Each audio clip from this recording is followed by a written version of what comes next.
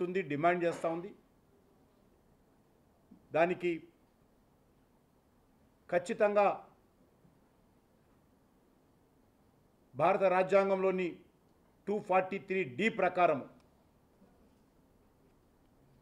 రాష్ట్ర ప్రభుత్వాల అధీనంలో ఉన్నటువంటి అంశం ఇది. వాళ్ళు ఈ యొక్క స్థానిక సంస్థల్లో ఎన్నికల్లో వాళ్ళ రిజర్వేషన్ కల్పించేటువంటి హక్కు అధికారం ఉంది. దాని ద్వారా తెలంగాణలో ఎన్నికలు రాష్ట్ర హైకోర్టు తీర్పు ప్రకారము ఎన్నికల్లో నిర్వహించాలని చెప్పి కూడా మేము డిమాండ్ చేస్తూ ఉన్నాము. ఎట్టి పరిస్థితుల్లో ఈ ముస్లిం రిజర్వేషన్ కారణంగా న్యాయస్థానాల ముందు ఎవరైనా వెళ్తే ఆ యొక్క రిజర్వేషన్ స్టే కాకుండా చూసి 42% బీసీలకు మాత్రమే వర్తించే విధంగా చర్యలు తీసుకోవాలని మరొకసారి భారతీయ జనతా పార్టీ డిమాండ్ చేస్తుంది.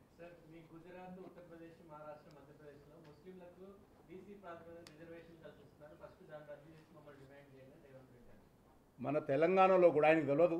ఈయన ముఖ్యమంత్రి కాకముందే, ఈయన రాజకీయాల్లో రాకముందే, రేవంత్ రెడ్డి గారు రాజకీయాల్లో రాకముందే ముస్లింలో ఉన్నటువంటి దూదేకుల లాంటి కులాలు బీసీలలో ఉన్నారు. ఆ రకంగా దేశమంతా ఉన్నారు. ఈ రకంగా కట్టగట్టి ఈరోజు అసదుద్దీన్ ఓవైసీతో సహా, అజారుద్దీన్తో సహా, షబ్బీర్ అలీతో సహా మొత్తం ముస్లింలు అందరిని తెచ్చి ఈరోజు బీసీలో కలపడం గతంలో లేదు. అది భారతీయ జనతా పార్టీ వ్యతిరేకిస్తుంది.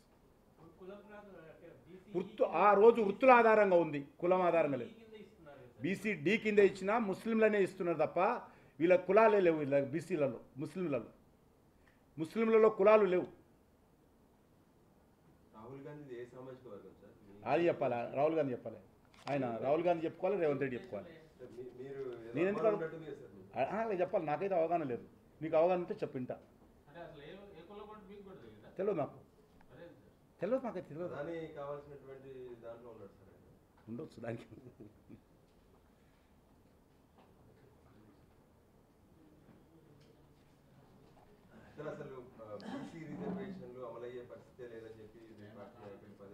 లేదు, నేను అంటలేను, చేయమంటున్నాను. నేను చాలా స్పష్టంగా రిజర్వేషన్ అమలు జరగాలి, 42% జరగాలి, 42% కూడా బీసీలకే రావాలి, 42%లో మజ్లిస్ పార్టీ యొక్క కోటా ఉండకూడదని కోరుతా ఉన్నాను. అందులో 42%లో అసదుద్దీన్ ఓవైసీకి, అక్బరుద్దీన్ ఓవైసీకి, అజారుద్దీన్కు, షబ్బీర్ అలీకి కోటా ఉండకూడదని కోరుతున్నాను. ఒక్కసారి మీరు హైదరాబాద్ ఎలక్షన్స్ కానీ, గతంలో జరిగినటువంటి స్థానిక సంస్థల ఎన్నికల్లో కానీ అన్ని బీసీ సీట్లలో మరి మజ్లిస్ పార్టీ పోటీ చేసింది. ఏ ప్రాతిపదికన పోటీ చేసింది, ఎట్లా పోటీ చేసింది, మరి వాళ్ళు ఏ రకంగా 30 సీట్లు, 32 సీట్లు, 150 సీట్లలో గెలిచారు బీసీలకు ఇచ్చినట్టు. పెంచాడు కదా, గతంలో 4% ఉండేది, ఇప్పుడు 10% చేశాడు ముస్లింలకు. గతంలో ఓన్లీ 4% ఉండేది. రాజశేఖర రెడ్డి గారు 4% చేసి హైకోర్టు కొట్టేస్తే సుప్రీంకోర్టు స్టే తెచ్చి నడిపారు. దాన్ని రోజు 4% కాదని తగుదునమ్మా అని ఆయన 10% పెంచాడు. అది మేము వ్యతిరేకిస్తాం.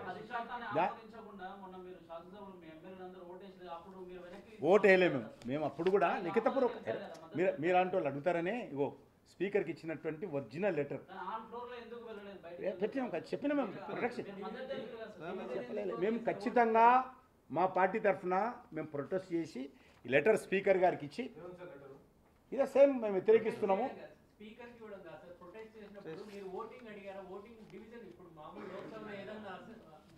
మేము ఆ రోజు మా యొక్క ప్రొటెస్ట్ రిజిస్టర్ చేసినాం.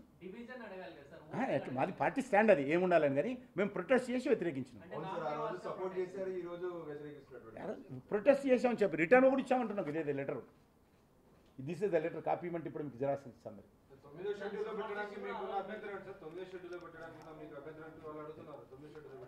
మాకేం అభ్యంతరం లేదు.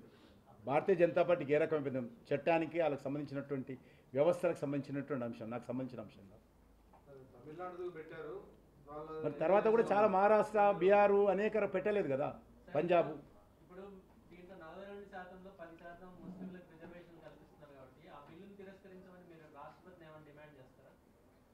చాలా స్పష్టంగా మేము ఈ 10% కాదు, మా పార్టీ అధికారంలోకి వచ్చిన తర్వాత తెలంగాణలో ఆ 4% కూడా రద్దు చేసి, మన ఎన్నికల ఏదైతే ఎగ్జిస్టింగ్ ఉందో 4% కూడా రద్దు చేసి ఆ 4% కూడా ఎస్సీ ఎస్టీ బీసీల కలుపుతామని నిర్ణయం చేశాము.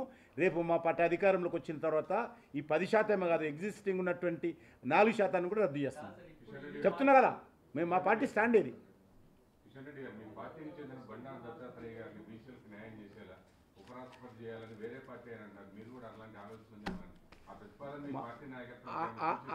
అదే ఆలోచన వాళ్ళ పార్టీలో ముందు చేస్తే మంచిదని.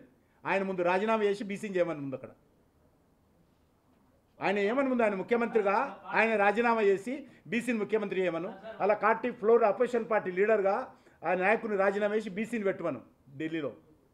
తర్వాత వేరే పార్టీలకు శుద్ధులు చెప్పొచ్చు, వేరే పార్టీలకు శుద్ధులు చెప్పొచ్చు. ఆయన ఎందుకు సమర్థించాం? తప్పకుండా సమర్థిస్తాం. ఎందుకు సమర్థించాం? వ్యతిరేకించాల్సిన అవసరం, పార్టీ నిర్ణయం చేసినాక సమర్థన వ్యతిరేకత ఉండదు. మా పార్టీ నిర్ణయం మేము నిర్ణయం తీసుకుంటాం. అందుకే వేరే పార్టీకి సిద్ధులు చెప్పే ముందు వాళ్ళు పాటిస్తే మంచిదని కోరుతున్నాం.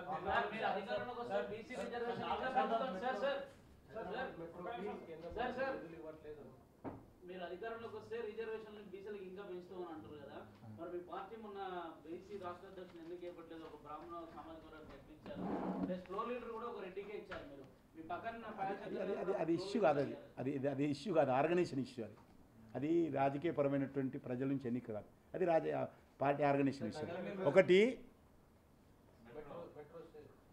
పదే పచ్చి అబద్ధాలు ముఖ్యమంత్రి మాట్లాడుతున్నారు, పచ్చి అబద్ధాలు. హైదరాబాద్ మెట్రో సెకండ్ ఫేజ్కి సంబంధించి మొన్ననే డిపిఆర్ వచ్చింది. అంటే గత 15 లాస్ట్ టైం వచ్చినప్పుడే క్యాబినెట్ ఆమోదించి ఢిల్లీ పంపించారు. దాన్ని స్టడీ చేయాలి. చాలా కేటగారికల్గా గవర్నమెంట్ ఆఫ్ ఇండియా రాష్ట్ర ముఖ్యమంత్రి గారిని మా యొక్క అర్బన్ డెవలప్ మినిస్టరు ఖట్టర్ గారు అడిగారు, ఇప్పుడు ఎల్ఎన్టీ నడుపుతుంది కదా, మీరు ఎక్స్టెన్షన్ ఎవరు వస్తారు? నెంబర్ 1 వచ్చినటువంటి వాళ్ళు ఆ ట్రాక్ ఎవరు మెయింటైన్ చేస్తారు? ఈ ట్రాక్ ఎవరు మెయింటైన్ చేస్తారు? ఈ ట్రాక్లో ప్రవేశపెట్టిన ట్రైన్లు ఆ ట్రాక్ మీద తిరిగితే దానికి రెవెన్యూ షేర్ ఏ రకంగా ఉంటుంది? రేపు ట్రైపార్టీ అగ్రిమెంట్ జరగాల, స్టేట్ గవర్నమెంట్ ఆఫ్ ఇండియా, ఇప్పుడున్నటువంటి ఎల్ఎన్టీ, రేపు వచ్చేటువంటి ఇప్పుడున్న ట్రైపార్టీ అగ్రిమెంటు, ఇంకో సంస్థతో అగ్రిమెంట్ చేసుకోవాలి. ఇవన్నీ ఏదీ లేదు. ఏ రకమైనటువంటి అవగాహన లేకుండా రాష్ట్ర ప్రభుత్వము మెట్రోకి సంబంధించి ఇంకా క్లారిటీ రావాల్సినటువంటి అవసరం ఉంది. కాబట్టి ఇప్పుడున్నటువంటి ఎల్ఎల్టీ ఇప్పటికే నష్టాల్లో ఉంది. ఇప్పుడు రేపు వచ్చేటువంటి కొత్త సంస్థ నష్టాలు వాళ్ళు కూడా భరిస్తారా? వీళ్ళు షేర్ చేసుకుంటారా? వాళ్ళు ఏమైనా కొత్త ట్రైన్లు పెడతారా? ఆ ట్రైన్లు ఈ ట్రాక్ మీద నడుస్తాయా? ఇప్పుడు ఉన్నటువంటి ఆ ట్రాక్ మీద నడుస్తాయా? నడిచినప్పుడు ఏ రకమైనటువంటి సిస్టము? ఇదొక ఎంఓయూ జరగాల్సిన అవసరం ఉంది. భారతీయ జనతా పార్టీ ప్రభుత్వము, మేము తమిళనాడులో కావచ్చు, లేకపోతే వెస్ట్ బెంగాల్లో కావచ్చు, లేకపోతే మేము అధికారంలో రాష్ట్రాల్లో కూడా, అనేక రాష్ట్రాల్లో కూడా మెట్రో ఇస్తున్నాం. తెలంగాణ గతంలో ఇచ్చాం, 1400 కోట్లు ఇచ్చాం. ఇదే ఇప్పుడున్నటువంటి దానికి. రేపు కూడా 100% రాష్ట్ర ప్రభుత్వం సహకరిస్తుంది. రాష్ట్ర ప్రభుత్వానికి కేంద్ర ప్రభుత్వం తమ బాధ్యత నెరవేరుస్తుంది. కానీ దానికి కావాల్సినటువంటి ముందు చేయాల్సినటువంటి విషయాల్లో వాళ్ళకి ఏ రకమైనటువంటి అవగాహన లేదు. వచ్చి మెట్రో కావాలని, ఇన్ని కోట్లు కావాలని మీరు తీర్మానం చేసుకొని ఇచ్చినంత మాత్రాన మన మెట్రో కాదు. దానికి ఇష్యూస్ అన్నీ కూడా ఒక రెస్పాన్సిబుల్ అడ్మినిస్ట్రేషన్ సిస్టంలో ఇవన్నీ మనం క్లియర్ చేసుకోవాల్సిన అవసరం ఉంది. ఇవన్నీ కేటగారికల్గా మనకు అవగాహన ఉండాల్సినట్టుండదు. ముఖ్యమంత్రి గారిని అడిగితే ఆయనకేం అవగాహన లేదు. మొన్న చెప్పారు, నేను అడిగాను మంత్రి గారిని, నేను మా ఆఫీసర్స్ని మీ ఆఫీసర్ని తీసుకొని వస్తాను సార్, వచ్చి కూర్చుందామన్నాడు. వెల్కమ్ అని చెప్పాము మనం. ఖట్టర్ గారు మీరు రండి, మీ ఆఫీసర్స్ రండి, మా ఆఫీసర్స్ ఉంటారు, కలిసి కూర్చొని చర్చించండి, దీని పరిష్కార మార్గాలు వెతకండి, ఏ రకంగా పరిష్కారం చేయగలుగుతామో ఆలోచించండి అని చెప్పారు. మొన్న చెప్పి ఒప్పారు. మళ్ళీ వచ్చి మాకు చేయలేదు. ఈ రకంగా లోపల ఒకటి బయట ఒకటి మాట్లాడము తప్పుడు విధానం. నేను అనేక సార్లు ప్రతిసారి మంత్రులను కలుస్తూనే ఉన్నాను. ఇక్కడ మీకు కూడా చెప్తూనే ఉన్నాను అనేక సార్లు. ఖట్టర్ గారిని నిన్న రీసెంట్ కూడా కలిశాను. ఎవరు వస్తారు? వాళ్ళు ఎందుకు వస్తారు మా మంత్రులు?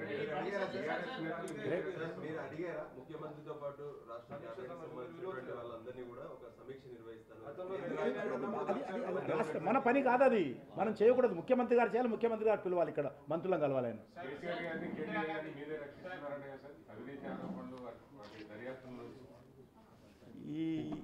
ఈ రకంగా పనికిరానట్లు అడిగినటువంటి ప్రశ్నలకు పనికిరానటువంటి వాళ్ళు అయితే ఆ మాట మాట్లాడతారు. ఆయన పనికిరాడో కాదు ఆయన తెలుసుకోవాలి. ఆయన అంటలేను, పనికిరానటువంటి ప్రశ్నలకు నేను జవాబు చెప్పాల్సిన కర్మ నాకు లేదు. ఈ రోజు వరకు కూడా అతి గతి లేదు. నిన్నటి వరకు టెలిఫోన్ ట్యాపింగ్ జరిగింది, నా ట్యాపింగ్ జరిగింది, మా ఇంట్లో ట్యాపింగ్ జరిగిందని చెప్పినటువంటి వ్యక్తి టెలిఫోన్ ట్యాపింగ్ నాకు ఫోన్ జరిగింది లేదు, నాకేమి ఆధారం లేవు, ఇప్పుడు టెలిఫోన్ ట్యాపింగ్ చెయ్యొచ్చు అని మాట్లాడాడు.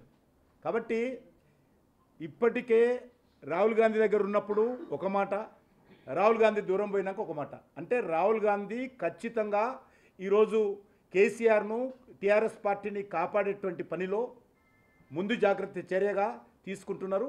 ఈరోజు అందుకే అనేక నెలల పాటు రేవంత్ రెడ్డికి అపాయింట్మెంట్ ఇవ్వలేదు ఆయన. ఎందుకంటే వాళ్ళకి అండర్స్టాండింగ్ కుదిరింది. కాంగ్రెస్ పార్టీ అధిష్టాన వర్గానికి బీఆర్ఎస్ పార్టీకి అండర్స్టాండింగ్ కుదిరింది కాబట్టే ఈరోజు ఈ రకంగా స్టార్ట్ అవుతా ఉంది. మోదీ ప్రధానిగా 4078 రోజులు పూర్తి చేసుకున్నారు. ఇందిరాగాంధీ రికార్డుని బద్దలు చేశారు. సో రెండో ప్రైమ్ మినిస్టర్గా. సో దాని మీద చెప్పాను, నేను స్టార్టింగ్ చెప్పాను అది స్టార్టింగ్. తెలంగాణ ప్రజల తరఫున వారికి శుభాకాంక్షలు చెప్పాను స్టార్టింగ్, వాటితో మొదలుపెట్టాను. సంజయ్ ఇష్యూ జరుగుతుంది కానీ మీ పార్టీ ఎంపీ ధర్మపురి అరవింద్ పాత అధ్యక్షుడు కొత్త అధ్యక్షుడు ఇద్దరు కూర్చొని